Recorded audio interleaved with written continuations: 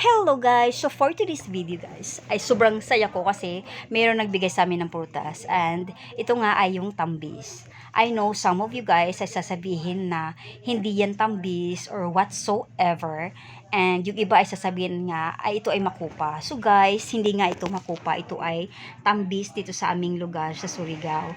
And sobrang tagal na guys nang huli ako nakakain nito. Siguro mga decades na or mga 20 years, ganon. So ito na nga guys, titikman na nga natin yung tambis. So nga pala yung tambis ay manamis-namis na maasim-asim guys. So ganyan yung lasa niya and watery nga din yung laman niya guys kapag kinain mo na nga siya. And ngayon guys ay titikman na nga natin. Meron akong asin dito and of course suka. So ito yung best pair kapag kakain ka nito. And first bite, masarap. So, nga pala guys, kakainin natin to with the gang na dyan sa aking likod. Ito ay aking mga pamangkin. And this is their first time ever na makatikim ng tambis na to.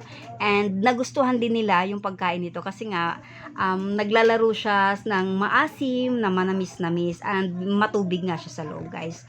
And sobrang sarap talaga nito. Nga pala, maitanong ko nga sa inyo guys kung ano ang tawag nyo sa prutas na to kasi nga diba, sa bawat lugar ay may kanya-kanyang tawag tayo sa mga prutas.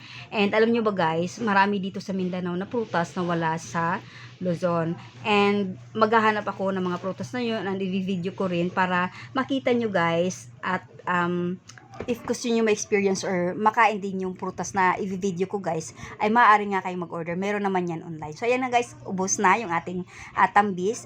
Thank you guys sa panonood na aking videos and see you on my next videos.